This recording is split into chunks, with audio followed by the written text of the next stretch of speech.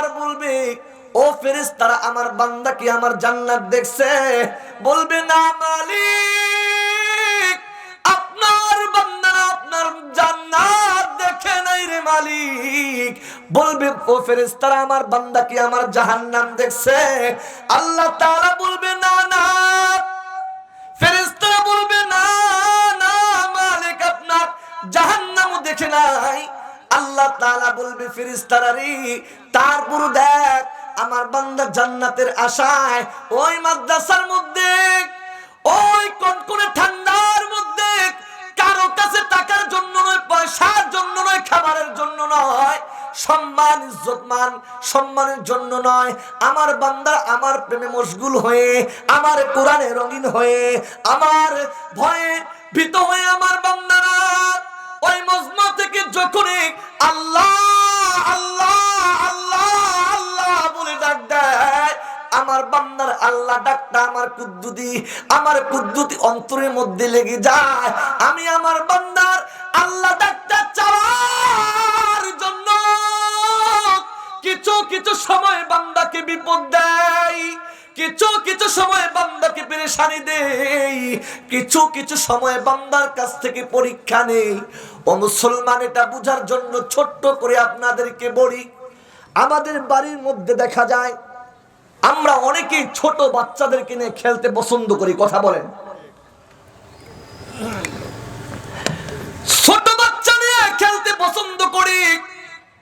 দেখবেন যে বাসার মধ্যে ছোট্ট ছোট্ট বাচ্চা আছে, ওই বাচ্চাগুলো যখন মায়ের কোলে থাকে, যখন চাচির কোলে থাকে, যখন ভাইয়ের কোলের মধ্যে থাকে, মাঝে মাঝে তার ওই ছোট্ট বাচ্চাটাকে একটু কান্দানোর চেষ্টা করে, তার গাল ধরে টান দেয়, ওই বাচ্চাটার চুল ধরে টান দেয়, ওই বাচ্চাটার টুপি ধরে টান দেয়, ওই বাচ্চাটার মাঝে মাঝে জামা ধরে টান দেয়।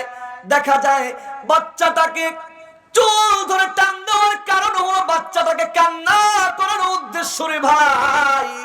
কারণ বাচ্চা যখন কান্না করে তখন চাচ্চু ওই বাচ্চাটাকে আদর করতে করতে তার কোলের মধ্যে তুলে নেয়। কথা বলেন ঠিক কিনা? আমরা যখন বাচ্চাকে মাঝে মাঝে মার কোলে, আমার ভাতিজা আছে ধরেন, আমি আমার ভাতিজার দৌড় দিয়ে গিয়ে তার মাথার টুপি ধরে টান দেই। টান দেওয়ার কারণ হলো আমার ভাতিজা একটু কান্না করুক। যখন কান্না করে তখন মায়ের কুল থেকে ওই বাচ্চাটাকে নিয়ে আদর করতে থাকি, বাবা কান্দিস না কান্দিস না।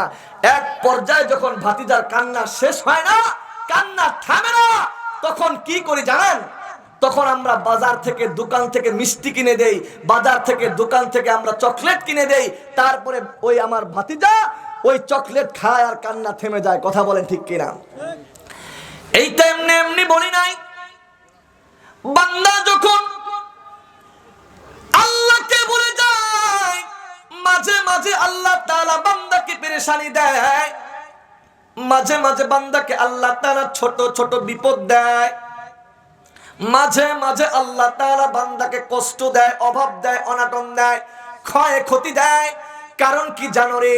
ওই বান্দা যখন অভাব পায়, অভাব পাওয়ার পর আমার আল্লাহকে আল্লাহ বলে ডাক দেয়, আল্লাহ তাআলা বলে, বান্দা রে, তোর এই অভাবের কারণে যখন তুই আমাকে আল্লাহ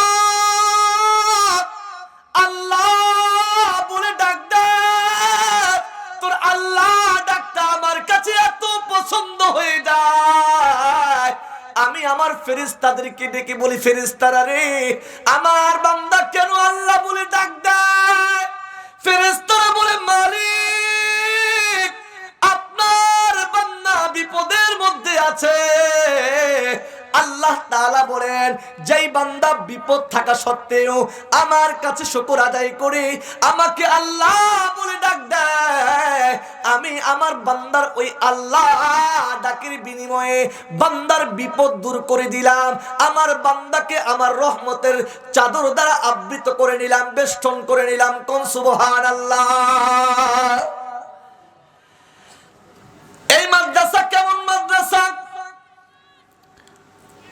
আমার আলোচনার পূর্বেই দেখলাম মাদ্রাসার ছোট্ট একটা বাচ্চা খুব সুন্দরভাবে আমার মালিকের নামগুলো খুব সুন্দরভাবে তার কচি কণ্ঠের মাধ্যমে আমাদেরকে উপহার দিয়েছেন।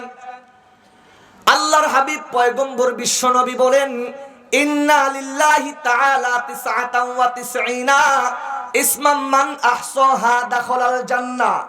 নিশ্চয়ই আল্লাহ তাআলার 99টি নাম আছে, যদি কোনো ব্যক্তি এই নামগুলো মুখস্থ করতে পারে, আল্লাহ রাব্বুল আলামিন বলে, পয়গম্বর আপনি তাদেরকে জানিয়ে দেন আল্লাহ তাআলা তাদের জন্য জান্নাত বাজেট করে দিবে। কোন সুবহানাল্লাহ।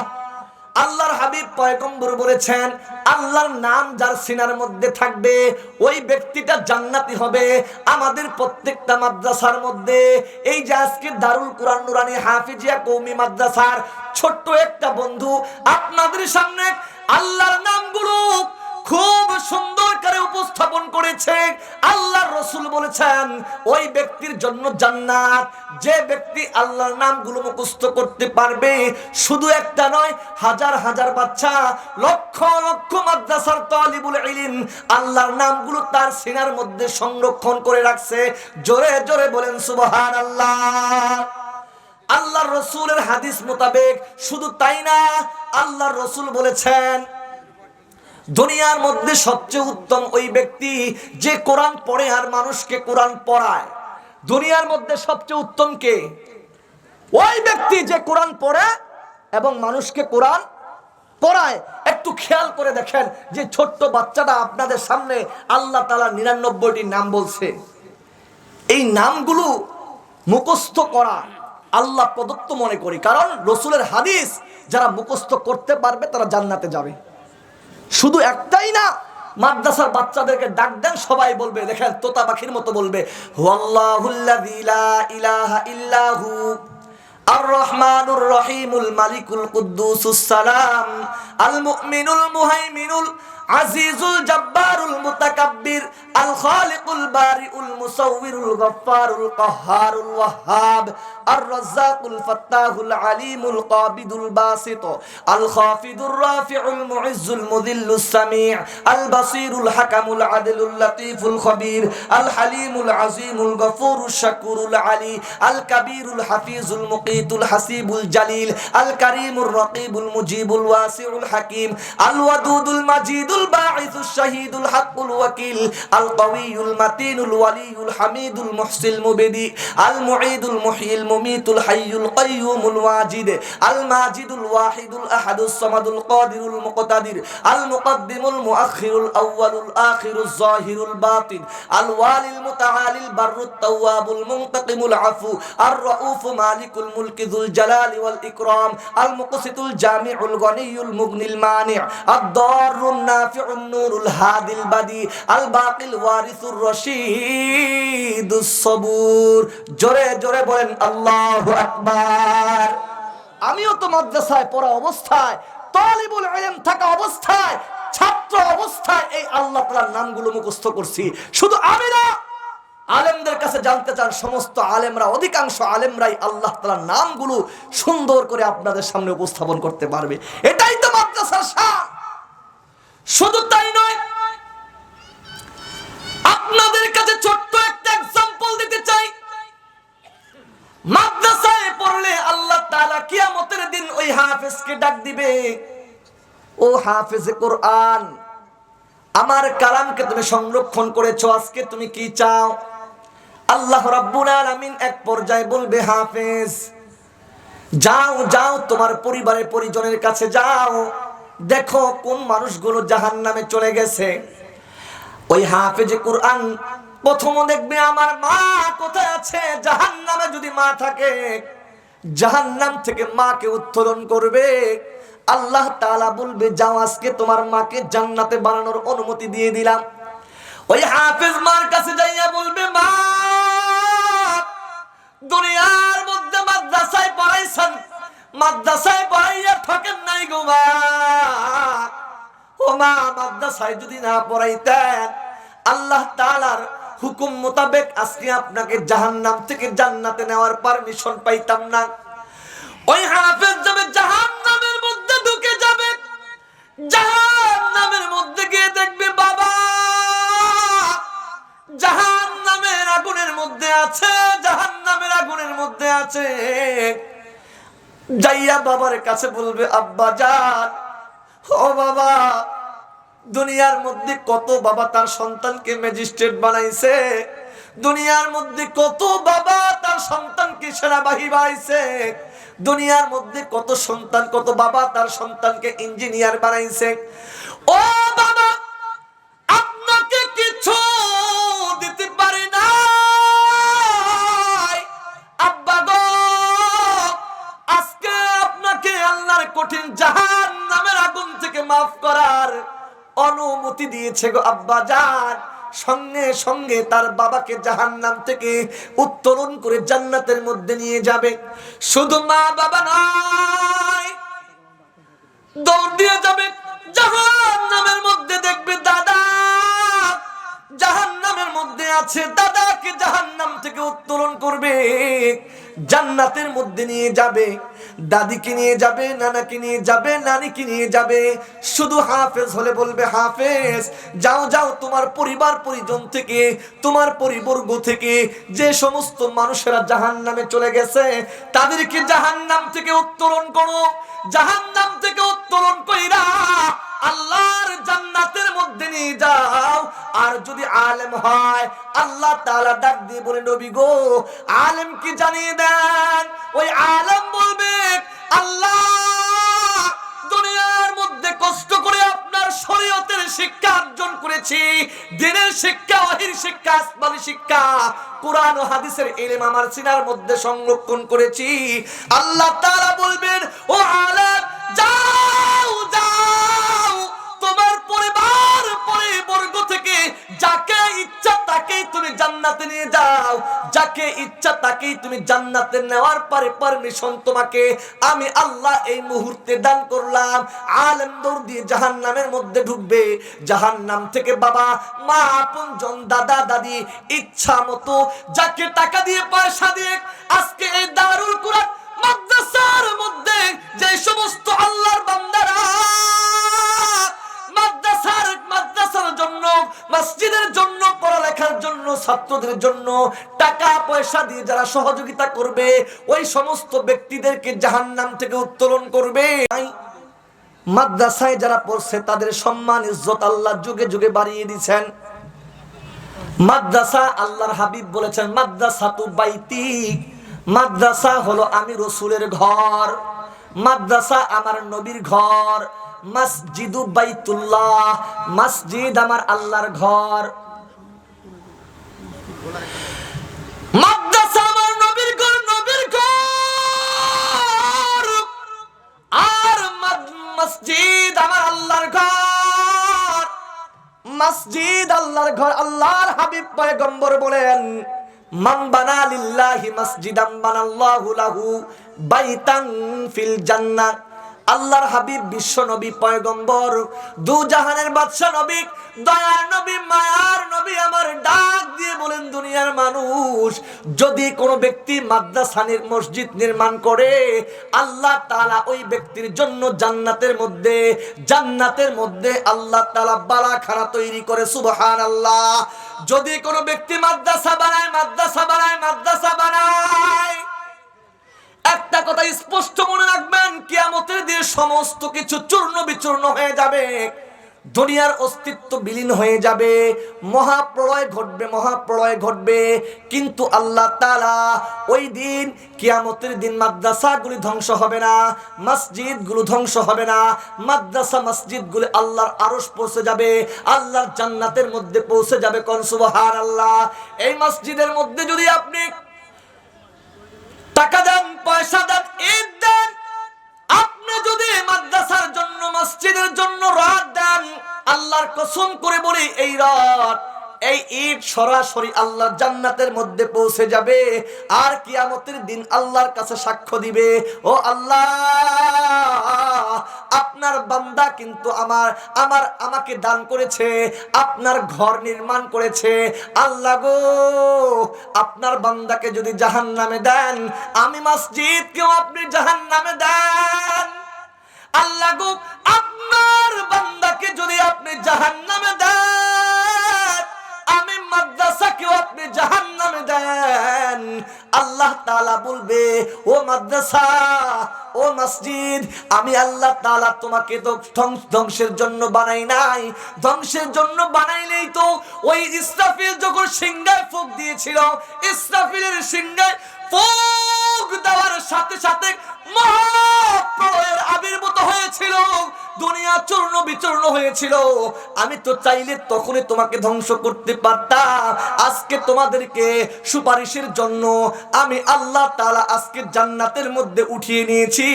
যাও যাও সুপারিশ করো, দেখো তোমাদেরকে কে দান করেছে, কার দানের মাধ্যমে আজকে মাদ্রাসা তুমি হয়েছো, কার দানের মাধ্যমে তুমি মসজিদ হয়েছো। তাদের সুপারিশ আল্লাহ কবুল করবে, আর ওই সমস্ত দানবীরদেরকে আল্লাহ তাআলা জান্নাতের মেহমান বানিয়ে নিবে। কোন সুবহানাল্লাহ। কিয়ামতের দিন এই মাটি আল্লাহর কাছে সাক্ষ্য প্রদান করবে, সুপারিশ করবে যে আল্লাহ আমার উপরে বসে, ওই যে ঠুটাপাখুরি দারুল কুরআন নুরানি হাফেজিয়া মাদ্রাসার মাহফিল ছিল, ওই জায়গার মধ্যে বান্দা শুনেছিল। সমস্ত কিছু কথা বলবে, আল্লাহর কাছে সাক্ষ্য প্রদান করবে। ও প্রিয় ভাইয়েরা, বিশ্বাস না হলেও বিশ্বাস করে নিতে হবে। মুসলমান ঈমান কাকে বলে? গায়বের প্রতি বিশ্বাস রাখাই হলো ঈমানের কর্তব্য। গায়বের প্রতি বিশ্বাস স্থাপন করতে হবে। অনেক তো বড় বড় ঘটনা আছে। মাদ্রাসায় পড়লে কি হয়? মাদ্রাসায় পড়লে কোরআনের হাফেজ হয়। মাদ্রাসায় পড়লে কি হয়? মাদ্রাসায় পড়লে আলেম হয়। মাদ্রাসায় পড়লে কি হয়? মাদ্রাসায় পড়লে হক বুঝতে পারে। আল্লাহ তাআলা হকের ঝান্ডা তার হাতে আল্লাহ তাআলা তুলে দেয়। যেমন আপনাদের সামনে একটু বলতে চাই, আপনারা মনে করবেন রাজনৈতিক বক্তৃতা না, আল্লাহর কসম রাজনৈতিক বক্তৃতার জন্য এসে নাই। আপনাদের কাছে ছোট্ট একটা এক্সাম্পল আমি আপনাদেরকে বুঝিয়ে দিতে চাই যে কয়েকদিন গত হয়ে গেল যে শহীদ হয়েছে উসমান হাদি ভাই। কে বলেন? আপনারা বলেন উসমান হাদি মাদ্রাসার ছাত্র। বলেন উসমান হাদি কি ছিলেন? মাদ্রাসার ছাত্র। অনেকেই বলবে হুজুর রাজনৈতিক কথা এখানে নিয়ে আসছেন। আমি আপনাদেরকে এতটুকুই বলবো এই কারণেই যে শহীদ উসমান হাদি ভাই এমন জীবন গঠন করে গেছেন। এক কবি বলেছিলেন এমন জীবন তুমি করিবে গঠন, মরিলে হাসিবে তুমি কাঁদিবে ভুবন। কথা বলেন না কেন? আজকে আল্লাহর বান্দা উসমান হাদি শহীদ হয়েছে। লক্ষ লক্ষ বাবা তার সন্তানকে উসমান হাদি বানানোর চেষ্টা করতেছে। কথা বলেন ঠিক কিনা? এই মুসলমান একটু খেয়াল করে দেখেন, উসমান হাদি এক সপ্তাহ আগে গুলি খেয়েছিল। কয় সপ্তাহ আগে? এক সপ্তাহ আগে। আর মারা গেছে কয় সপ্তাহ পর? এক সপ্তাহ পর। বুঝেন নাই কথাটা আমার? যেই জায়গায় গুলি লাগছে সঙ্গে সঙ্গে মারা যাওয়ার কথা। কি ভাই বুঝেন নাই কথাটা আমার? কিন্তু এক সপ্তাহ পর্যন্ত কোনো রাজনৈতিক বক্তৃতা না, বুঝার জন্য মাদ্রাসায় পড়লে কি হয়, মাদ্রাসায় পড়লে আল্লাহ তার শান মান আল্লাহ কত বুলন্দ করে দেয় একটু বুঝেন। এক সপ্তাহ আগে গুলি খেয়েছিল, এক সপ্তাহ পরে মৃত্যু হয়েছে। যখন উসমান হাদির গায়ে গুলি লেগেছে তখন বাংলাদেশের মধ্যে 60% মানুষ তাকে চিনত না। কথা বুঝছেন? 60 মানে 60% মানুষ তাকে চিনতই না। কিছু মানুষ যারা ইউটিউব চালায়, যারা শিক্ষিত ছেলেপেলে আছে, তারাই শুধু চিনত, মুরব্বীরা চিনত না। কিন্তু আল্লাহ তারা এক সপ্তাহের ভিতরে শুধু যুবকরা নয়, বৃদ্ধরা পর্যন্ত, আমার ভাইরা শুধু না, আমার বোন মা পর্যন্ত, শুধু বাংলার মানুষ নয়, গোটা পৃথিবীর মধ্যে আল্লাহ তাআলা উসমান হাদিকে পরিচিত করে দিয়েছে। কথা বলেন ঠিক কিনা? শুধু কিছু মানুষের দোয়া না, তার জানাজা হয়েছে বাংলার ইতিহাসে শ্রেষ্ঠ জানাজা। কথা বলেন ঠিক কিনা? সে কিসের ছাত্র? মাদ্রাসার ছাত্র। তার সহপাঠী বন্ধুরা বলেছেন উসমান হাদি ছিল কোরআনের হাফেজ। তার প্রত্যেকটা আশা ছিল, আকাঙ্ক্ষা ছিল, আল্লাহ আপনি আমাকে শহীদের মৃত্যু দেন। দেশপ্রেম ঈমানের অঙ্গ। দেশপ্রেম কি? ঈমানের অঙ্গ। দেশের জন্য আমি আল্লাহর কসম করে বলতে পারি উসমান হাদির মতো সাহসী যুবক বাংলার জমিনে কেউ আসে নাই, আসবেও না মনে হয়। কথা বলেন ঠিক কিনা? আসবে না পরের কথা, কিন্তু মনে হয় যে উসমান হাদির প্রত্যেকটা পদক্ষেপ দেশের জন্য। কথা বুঝিয়েন, উল্টা পাল্টা কালকে বলিয়েন না আবার যে এই কথাগুলো এইভাবে লাগাই দিছে। আল্লাহর কসম করে বলি, সে আমার ভাই। তার বড় প্রয়োজন ছিল বিভিন্ন দেশের চক্রান্তের মধ্যে আমাদের দেশ পড়ে আছে, কথা বলেন ঠিক কিনা? বিভিন্ন দেশ চক্রান্ত করতেছে আমাদের দেশকে নিয়ে। এই সমস্ত যুবক জাগলে তো গোটা বাংলাদেশ জাগতো, কথা বলেন ঠিক কিনা? এক উসমান হাদি জাগিয়ে দিয়েছে গোটা বাংলাদেশকে। এমন উসমান হাদির প্রয়োজন ছিল কিনা বলেন? আজকে তাকে হত্যা করা মানে দেশের সাহসিকতাকে দমন করে দেওয়া। কি বলতে চাই, এই উসমান হাদি তিনি বলেন আমি গরিবের অধিকার, ন্যায্য অধিকার ফিরিয়ে দিব, মা বোনদের হাহাকার দূর করে দিব, চাঁদাবাজি, টেন্ডারবাজি, রাজারি, খুন ধর্ষণ বন্ধ করে দিব আমি যদি দেশের ক্ষমতায় আসতে পারি। ওই ভাই কেন বলেছিল? তার মধ্যে কোরআনের এলেম ছিল, কোরআনের এলেম। আপনাদেরকে ছোট্ট একটা উদাহরণ দেই। আমরা গ্রামের মানুষ না, মনে খারাপ নেবেন না, আমরা গ্রামের মানুষ। গ্রামের মানুষ, অধিকাংশ মানুষ কৃষি কাজে অভ্যস্ত। আপনি কৃষক মানুষ, কৃষি কাজ করতে সকালবেলা চলে গেছেন, বিবিকে বলছেন কি আসো, বলে কিছুই নাই, পান্তাবাস, পেঁয়াজ আর মরিচ আছে। কয় এটাই দাও খাই। পান্তাবাস, পান্তা ভাত, পেঁয়াজ মরিচ দিয়ে ভাত খেয়ে যুবক বন্ধু চলে গেছে মাঠে কাজ করতে। দুপুরবেলা কাজ করে আসছে, বলে আজান হয়েছে, নামাজ পড়বো। নামাজ পড়লেন, নামাজ পড়ে বিবিকে ডাক দিলেন, বিবি গো এখন তো কিছু খাবার দিবা। কয় গোট পোলাও রান্না করছি, বিরিয়ানি রান্না করছি, গোস্ত মাছ, ভালো খাবার দিছে। ওই বন্ধু ভালো খাবারগুলো খাইয়া একটা আনন্দের ঢেকর আসছে, আরামের তৃপ্তির ঢেকর। ঢেকর দেওয়ার সাথে সাথে তার ভিতর থেকে ওই সকালবেলা পান্তা মরিচ, কথা বলেন, পেঁয়াজ মরিচ দিয়ে যে ভাত খাইছে, ওই ঢেকরটা তার ভিতর থেকে আসছে, কথা বলেন ঠিক কিনা? এটা বলার কারণ কি? ওই উসমান হাদি তো তার ভিত্তিটা কোরআনের উপরে ছিল। কোরআন শিখেতে হাদিস শিখেছে এবং ঝালকাঠি কামিল মাদ্রাসা থেকে তিনি আলিম পাস পর্যন্ত করেছে। তিনি একজন কোরআনের সৈনিক ছিল। এই জন্য আল্লাহ তাআলা তার গোটা বাংলাদেশের মানুষের দোয়া, সমস্ত উলামায়ে কেরামরা দোয়ার মধ্যে তার নামটাকে স্মরণ করে। এই জন্য তে হাসতে হাসতে চলে গেছে, কিন্তু আমরা তার জন্য আফসোস করতেছি। ও ভাই ও বন্ধুরা, মাদ্রাসায় পড়লে কি হয়? আপনার ছেলে ডাক্তার হবে, আদর্শবান ডাক্তার হবে, কথা বলেন ঠিক কিনা? এই কথা বলেন না কেন? আপনার ছেলে ইঞ্জিনিয়ার হবে, ইঞ্জিনিয়ার দরকার আছে না? আছে তো, কিন্তু সাধারণ ওই খারাপ ইঞ্জিনিয়ার না, আত্মসাৎ করে ইঞ্জিনিয়ার হবে না, সে আদর্শবান কোরআনওয়ালা ইঞ্জিনিয়ার হবে। আপনার সন্তানকে যদি মাদ্রাসায় পড়ান, ডাক্তার হবে, সাধারণ ডাক্তার নয়। আপনার সন্তান হবে আদর্শবান ডাক্তার। আপনার সন্তান যদি মাদ্রাসায় পড়ে, আপনার সন্তান ইঞ্জিনিয়ার হবে, সাধারণ ইঞ্জিনিয়ার নয়, আদর্শবান ইঞ্জিনিয়ার হয়ে যাবে। এই মুসলমান, আমরা যদি আমাদের সন্তানদেরকে মাদ্রাসায় পড়াই, আমার সন্তান যদি এমপি হয়, দেখবেন চোর ডাকাত এমপি হবে না, ওই গরিবের হক লুণ্ঠন করা এমপি হবে না। আমার সন্তান এমপি হবে, আদর্শবান এমপি হবে, মন্ত্রী হবে, আদর্শবান মন্ত্রী হবে। এক কথায় কোরআনের আলোয় তার জীবনটা আলোকিত হবে। আল্লাহ রাব্বুল আলামিন তাকে কোরআনের রঙে রঙিন করে সকলের প্রিয় পাত্র বানিয়ে দিবে, কথা বলেন ঠিক কিনা? চাই মাদ্রাসায় পড়লে কি হয়? আরেকটু শোনেন, আজ পর্যন্ত মাদ্রাসায় পড়ে কেউ ঠকে নাই। মাদ্রাসায় যারা পড়েছে, যুগে যুগে আল্লাহ তাআলা তাদেরকে সম্মানিত করেছে। আল্লাহর কালামের কোরআনের পাখি, ওই মিশরে তার বাড়ি, আল্লাহর বান্দা ওই কোরআনের পাখি ছিলেন, কোরআনের হাফেজ ছিল, কিন্তু আল্লাহর কালামটা সুমধুর কণ্ঠে তিলাওয়াত করতে পারতেন। যখন কোন আল্লাহর বান্দার সামনে আল্লাহর কালাম তিলাওয়াত করতেন, ওই ব্যক্তিটাকে সকলেই মুহাব্বত করত, ভালোবাসতো। একদিন আল্লাহর বান্দা কোরআনুল কারীমের তিলাওয়াতের জন্য এক গুরুস্থানের মধ্যে চলে গেলেন। তাওবা ইস্তেগফার দুরূদ শরীফ পড়ে আল্লাহর কালাম তিলাওয়াত শুরু করে দিলেন। আল্লাহর কালামের তিলাওয়াত চলতেছে চলতেছে চলতেছে, গভীর তিলাওয়াতে মগ্ন হয়ে গেলেন। সূরা ফাতিহা থেকে সূরা নাস পর্যন্ত হাফেজে কোরআন যখন তিলাওয়াত করলেন, ওই কবরের মধ্যে একজন আল্লাহর ওলি ছিলেন। আল্লাহর ওলি কবরের ভিতর থেকে সুমধুর কণ্ঠে আল্লাহর কালামের ধ্বনি শ্রবণ করতেছিলেন। ওই রাস্তা দিয়ে আল্লাহর আরেক ওলি যেতেছিলেন। ওই অলি দেখলেন একজন অলি কিন্তু কাশফের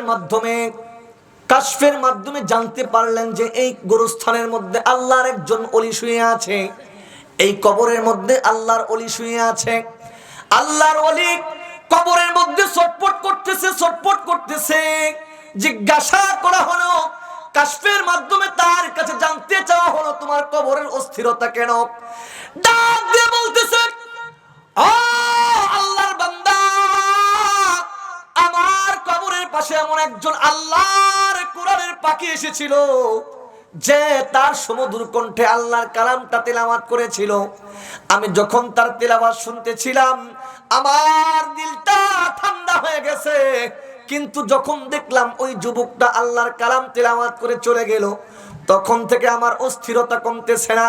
এ মুসলমান, হাদিসের মধ্যে এসেছে, উলামায়ে কেরামরা বলেন যে গোরস্থানের পাশে গিয়ে আল্লাহর কালামে পাকের তিলাওয়াত হয়, ওই গোরস্থানের মধ্যে আল্লাহ তাআলা কবরের আযাব তাৎক্ষণিকভাবে মাফ করে দেয়।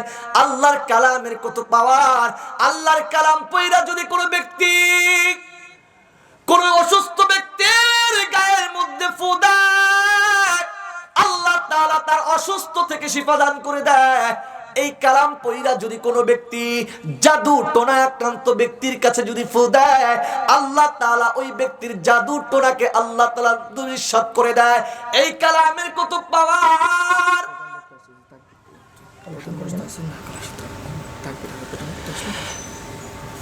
আল্লাহর কালাম কত দামি এক কালাম! যদি কোনো ব্যক্তি তার সিনার মধ্যে কালামটা নেয়, আল্লাহ রাব্বুল আলামিন এই কালামের বদৌলতে রব্বি কারীম ওই সমস্ত ব্যক্তিদেরকে কিয়ামতের দিন বলবে, লাউ জুমিআল কুরআনু ফি ইহাবিম মাহতারাকাহুন নার। আল্লাহ তাআলা তাদের জন্য তাদেরকে জাহান্নাম থেকে পরিত্রাণ করবে।